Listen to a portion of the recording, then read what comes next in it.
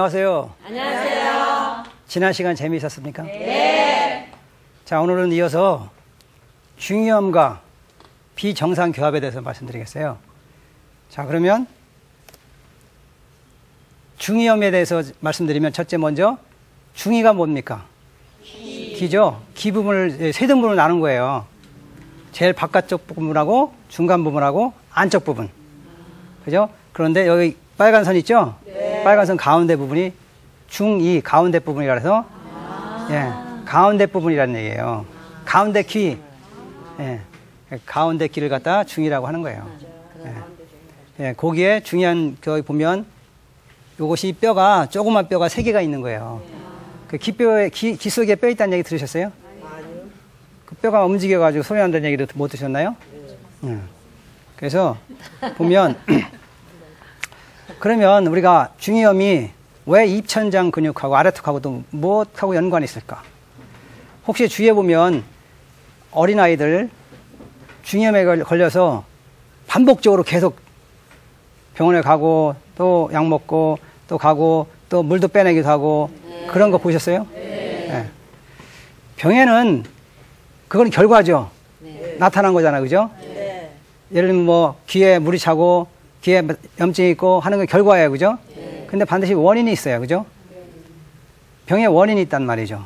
근데 치료를 하는데 계속적으로 반복적으로 치료가 안 되면 자, 원인이 잘 제거가 됐을까요? 안 됐을까요? 안 됐어요. 그렇죠? 네. 대부분이 중이염 중에 그 원인 중에 하나가 아래턱이 불안하면 중이염이 걸려요. 아래턱이 불안하면. 그럼 아래턱을 불안하게 하는 요소가 무엇일까요? 그게 바로 부정교합이에요. 어린아이가 왜 중이염이 잘 걸리냐면은 어린아이들은 치아들은 어때요? 치아가 막 바뀌는 그런 시기예요. 그죠? 예.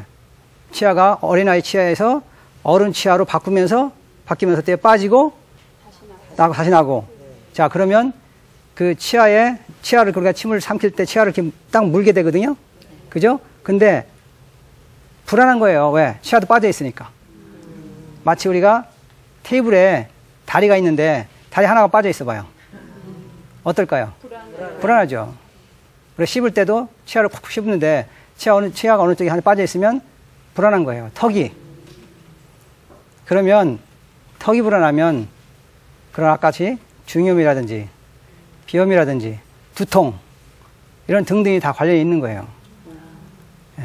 왜 그러냐면 입천장 보면은 두 부분이 있어요. 하나는 단단한 부분하고 부드러운 부분. 이 앞니에 보면 앞니 바로 뒤에는 만져보면 약간 딱딱해요. 그죠? 근데 목구멍으로 갈수록 어때요? 부드러워요.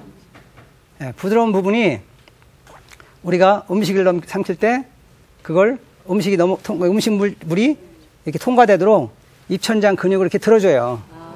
그래서 뒤에 있는 숨구멍을 이렇게 순간적으로 글로 음식 들어가지 말라고 막아요. 네. 재밌어요? 네. 그러면 그 근육을 들어 올리는 근육이 있어요. 그런 근육이 입천장 올림 근육하고 입천장을 팽창하게 하는 입천장 당김 근육이 있어요.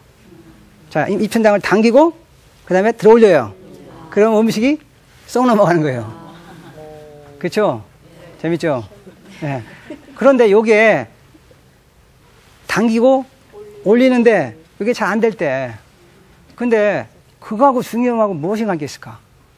그런데 재밌는 것은 그 치아에 보면 우리가 그 귀에 보면 유스타키오 관이라는 거 있어요.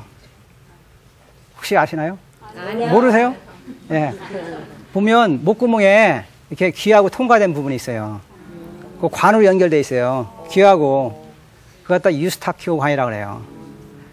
그게 귀에 있는 압력하고 귀 밖에 있는 압력하고 같게 만들어요. 그걸 열고 닫으면서 유지를 해주는 거예요. 하나님이 참 굉장히 우리 멋있게 만드셨죠. 네. 네? 네. 그걸 어떻게 해요? 열고 닫을 때 그 아래턱이 또 중요한 역할을 해요. 그래서 우리가 비행기 타고 올라갈 때 고도 높이 올라갔을 때 아니면 높은 산에 올라갔을 때 기가 막히죠? 어떨 때? 그럴 때 자동적으로 뚫리죠? 안 뚫릴 때는 어떻게 해요? 아니죠. 입을 벌려봐요. 그런 적 있어요? 아니면 껌을 씹는다든지. 껌을 씹으면 어떻게 해요? 아래턱을 자꾸 움직여주는 거예요. 그 다음에 입을 크게 벌리면 아까 아래턱을 움직여주니까 아까 입천장 올림 근육하고 그 당긴 근육이 있다 그랬죠? 그거하고 또 뭐하고 관련있냐면 아까 유스타키오 관하고 서로 연결돼 있어요, 다. 그래서 입을 벌리면 그 구멍이 열려야 되는데 올라가서 그 유지해주기 위해서 그 압력이 갖게 해주기 위해서 그게 안 열렸을 때 우리가 멍하고 뭐가 막힌 것 같은 거예요. 그래서 입을 쫙 벌려주는 거예요. 껌을 씹으라고 하잖아, 그죠? 그래서 이게 중요한 거예요. 그래서 왼쪽 턱처럼 턱이 지금 안전한 거예요? 불안정한 거예요? 불안정하잖아요. 왔다 갔다 막 여기 보면 벼락도 치고, 그죠? 여기 안쪽에 머리에 보면 벼락 치죠? 이렇게 되면 아까 뭐라 했어요? 입천장 올림 근육하고 올림 근육하고 당긴 근육하고 유스타키오 관에 연결된 근육들이 불안해요. 그럴 때 그 압력을 유지해주는 그러한 그 작용이 잘 안 돼요. 근데 그런 것이 계속 오랫동안 진행이 되면 그것이 결국은 뭐냐면 안에 압력이 달라지기 때문에 물이 찰 수가 있고 또는 더 심해지면 염증이 생길 수 있는 거예요. 왜? 불안하니까 잘 보세요. 자, 맨 땅이 있어요. 그죠? 거기에 우리가 평상시는 괜찮아요. 거기다 웅덩이를 탁 파놓고 물을 딱 부어놔봐요. 뭐가 생길까요? 모기 같은 거 생기잖아요. 유충 같은 거 생기잖아요. 그죠?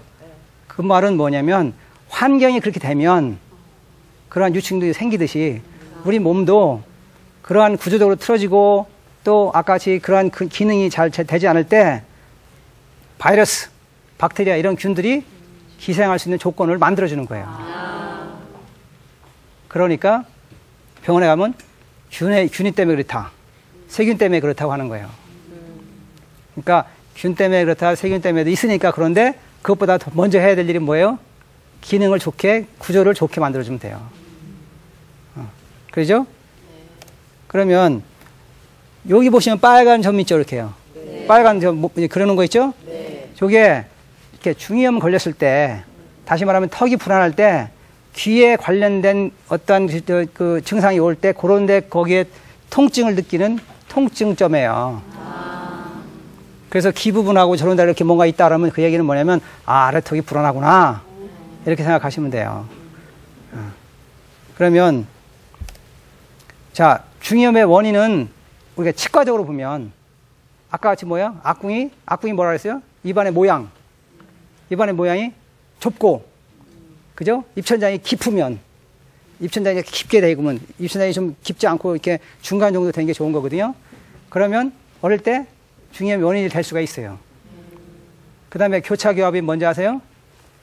주걱턱 같이 앞니가 원래 이렇게 돼야 되는데 거꾸로 되면 이거 교차교합이라 그래요. 어금니도 마찬가지고 어금니도 위에 치아가 아래 치아를 이렇게 바깥으로 이렇게 덮어야 돼요. 근데 반대로 되면 그것도 교차교합이에요. 또는 깊은 물림, 아까 보셨죠? 편도선. 깊은 물림은 뭐냐면 아까 앞니가 위에 게 아래 치아를 많이 덮는 거. 예. 그 다음에 주걱턱이라든지 앞니가 이렇게 많이 튀어나온 경우 그런 거 갖다 우리가 클래스 2, 3라고 그래요. 예. 그러니까 또는 턱이 어느 한쪽으로 밀린 경우, 비대칭인 경우 이런 경우는 중이염의 원인이 될 수가 있어요. 예. 그러니까 만약에 중이염이 우리가 학생이 걸렸거나 아기가 걸리면 어떻게 해요? 이런 거 갖다 확인해 볼 필요성이 있는 거예요. 예.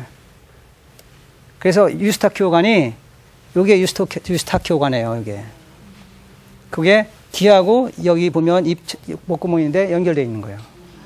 예.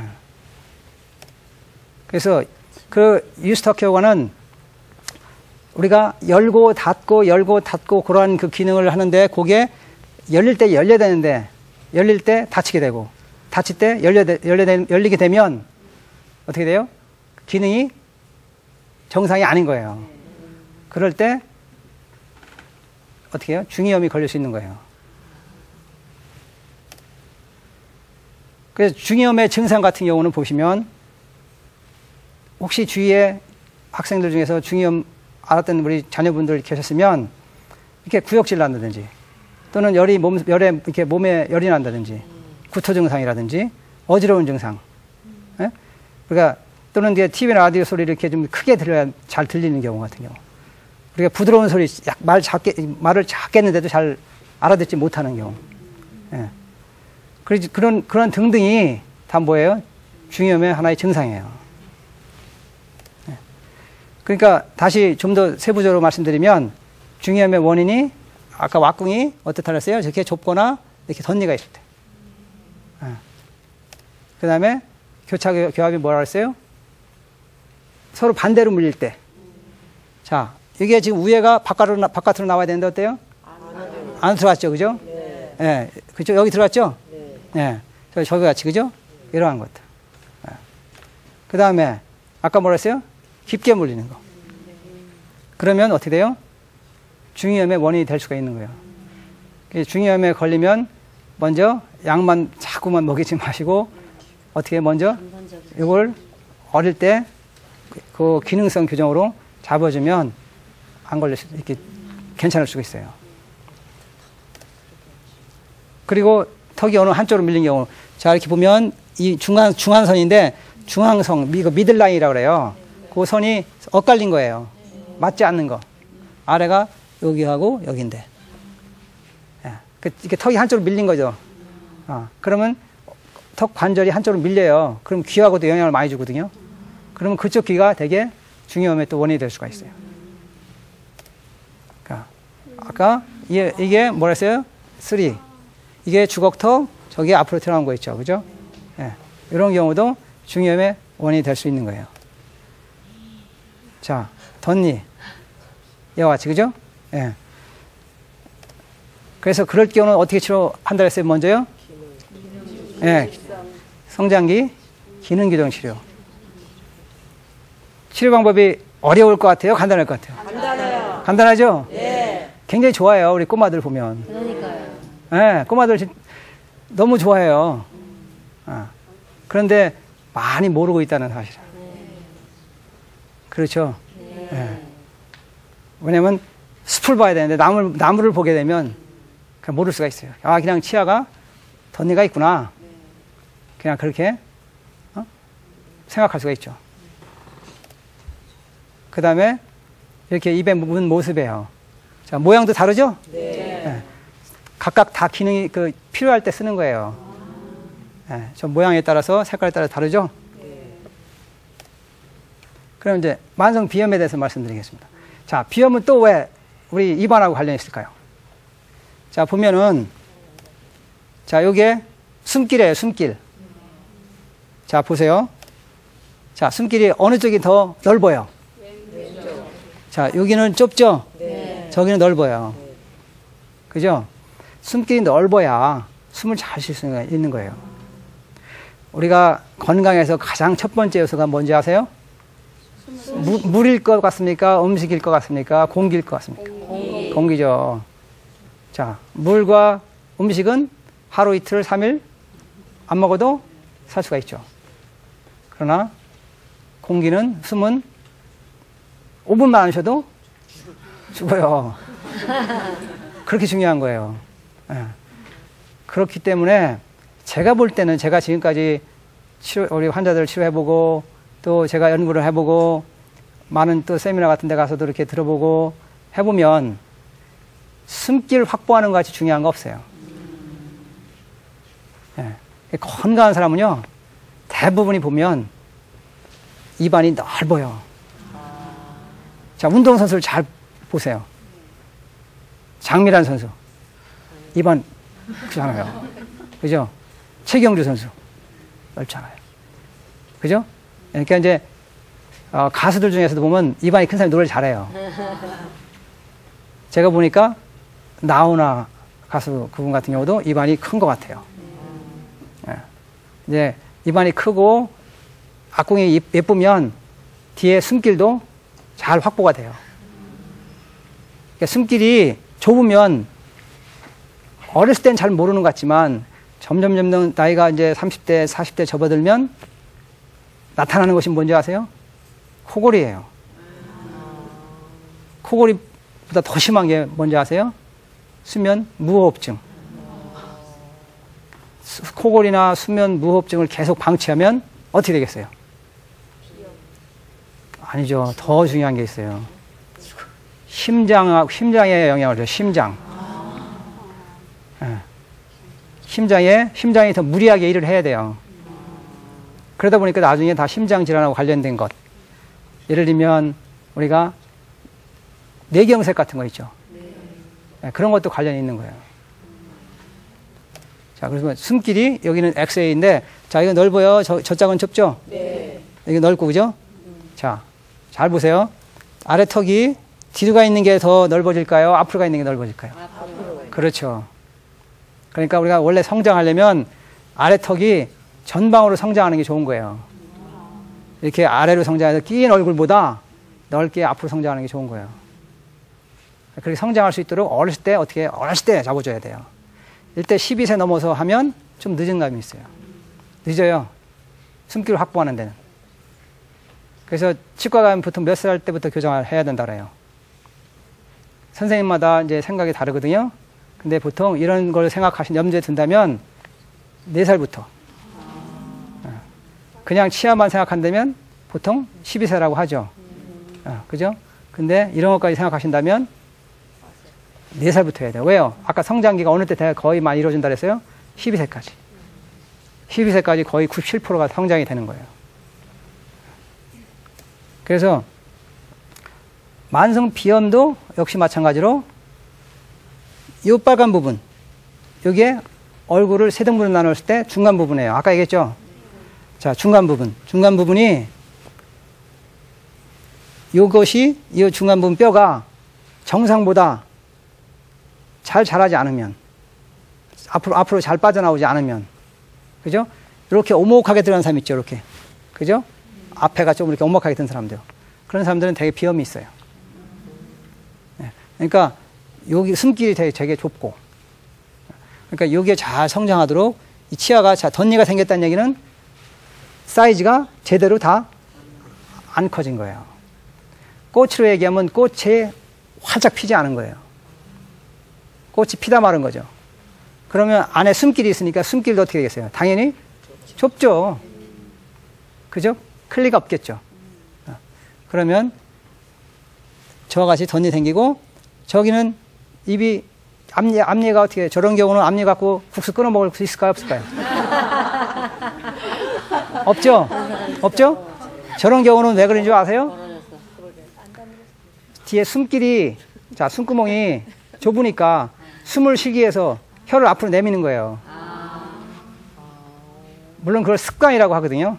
그 습관은 왜냐하면 본인이 숨을 쉬려고, 우리 몸은 지혜롭기 때문에 스스로 살려고 적응하는 거예요. 그래서 숨길을 확보하기 위해서 침을 삼킬 때 혀를 자꾸 앞으로 내미는 거예요. 그러다 보니까 혀가 치아를 이긴 거예요. 그래서 치아를 갖다 앞으로 밀어낸 거죠. 그래서 저렇게 된 거예요. 저런 경우가 있기 때문에 미리 어렸을 때 기능성 교정으로 치아를 제자리에 그 뼈의 제자리에 놓으면 저렇게 되지 않겠죠. 그렇죠? 네. 자, 여기서 보세요. 왼쪽하고 오른쪽 보면 저 왼쪽에는 숨길이 더 커져. 왼쪽에는 편도선이 있기 때문에 좁죠. 이런 경우는 비염 생기죠. 네. 자, 그러면 비염 치료 어떻게 한다 그랬어요?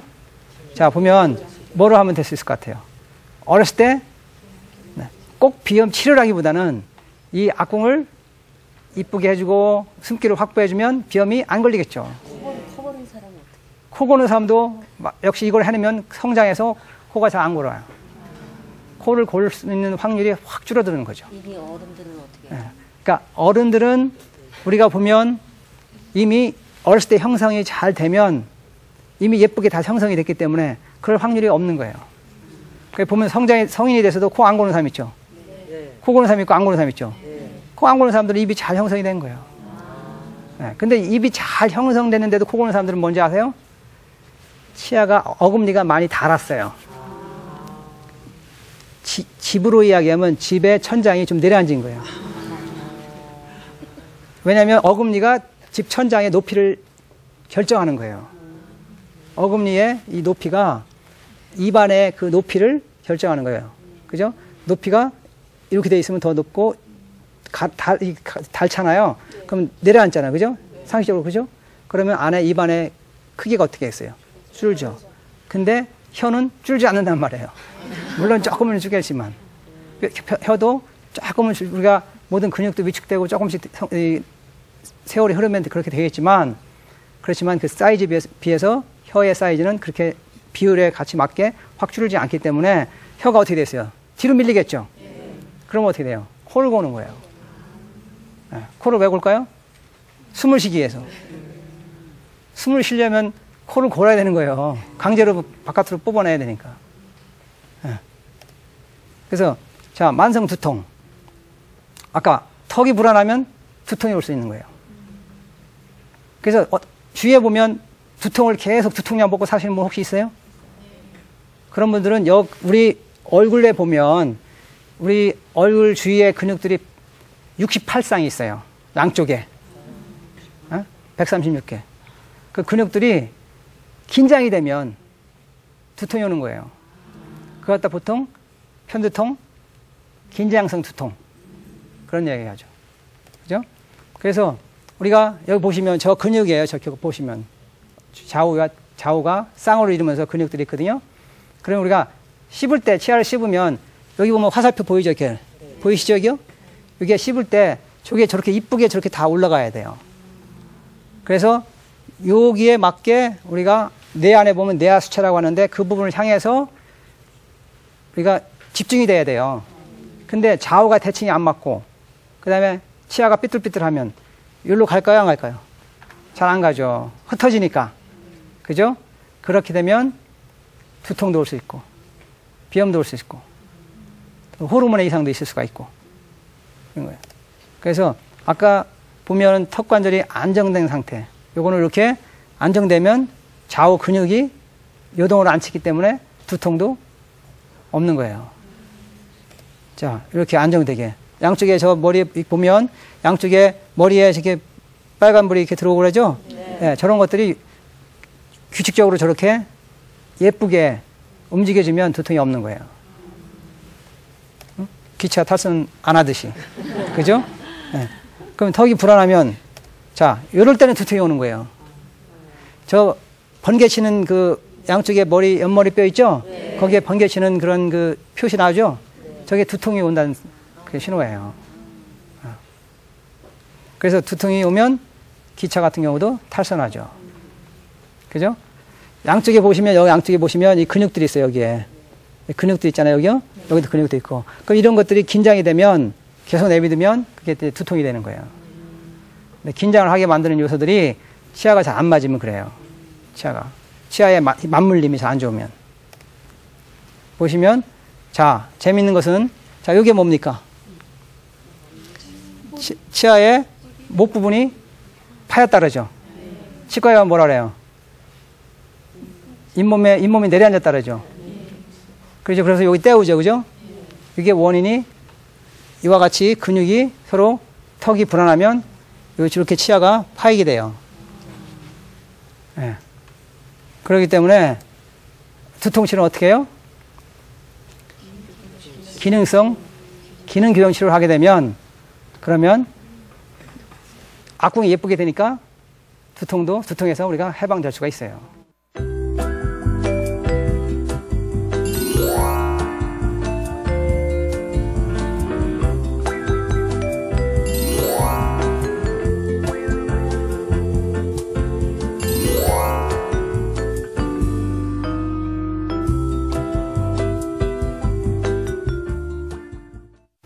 그러면 이제까지 배운 걸 정리하면 첫째로 입안을 어떻게 될까요?